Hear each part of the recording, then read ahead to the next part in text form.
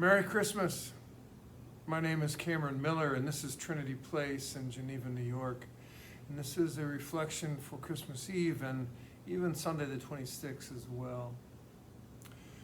I spent some time thinking about this, trying to remember as well, another historical figure, or even somebody that you and I may personally know, whose birth story has such a robust narrative that it travels over time across history and borders in good times and bad.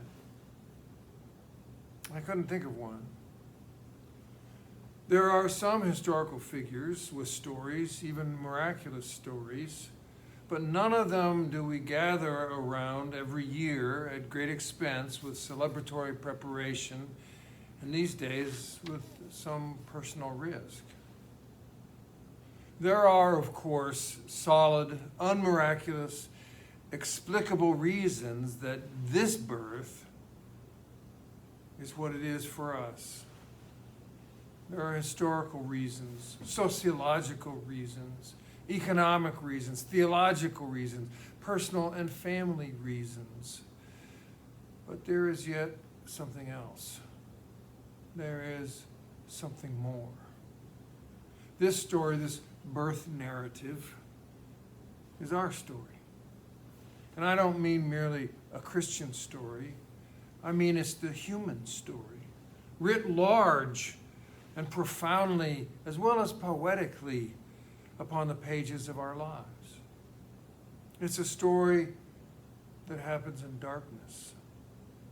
No matter how safe and secure our affluence allows us to feel, we know that we are vulnerable to forces beyond our control.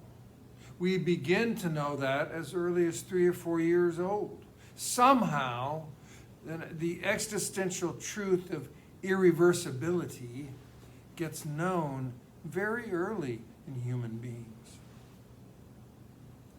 Well, this year, once again, a microorganism invisible to the human eye is a threat to all of us. COVID is not unique, merely another agent of hazard stalking the world that we share with hundreds and billions of them. So a baby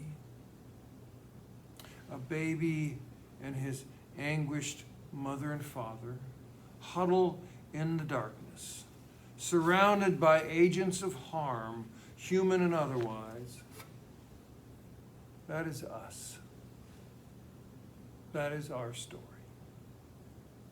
Now, we don't explicitly recognize that when we hear the Christmas story, nor do we hover over it as if a detail central to its plot. But deep down, we recognize it because we live it over and over and over and over again. What is with us in this darkness? Who is with us in this darkness? Who and what can we always count on to be with us, to be present, no matter how our story unfolds?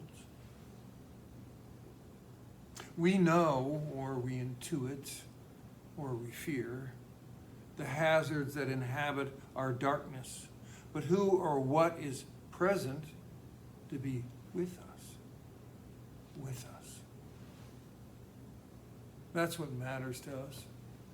That's what really matters to us.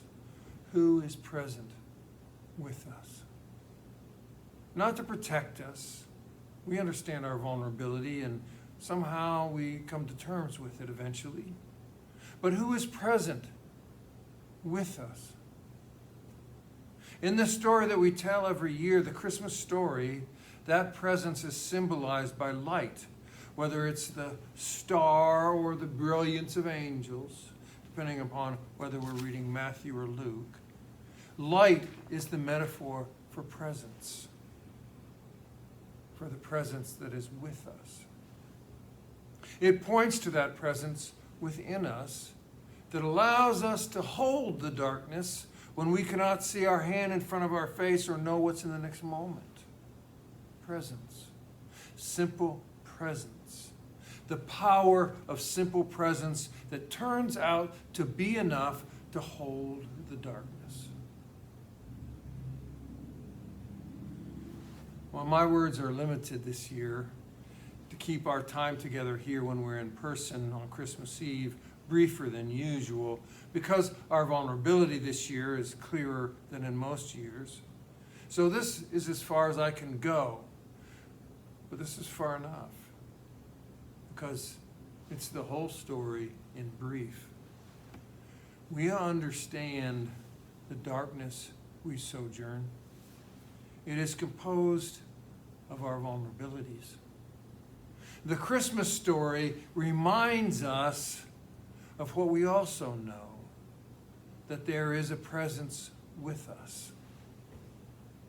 Some say a power greater than ourselves that is with us in every moment and in every darkness. God, Emmanuel, God with us.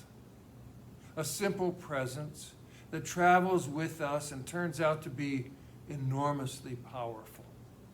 Powerful enough to staunch our fear, to pierce our anxiety, to calm our tremors with something that we cannot quite name. Now, we know there are COVIDs and Deltas and Omicrons out there, and lions and tigers and bears, oh my, that make up a constellation of hazards which darken the sky within us. But we also know there is a presence. And even though we are more often than not, what we more often than not want is protection more than anything, we also know and we also feel that somehow that simple presence is enough.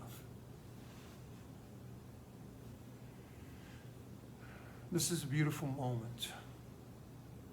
A beautiful moment to be present to one another, together, holding the darkness.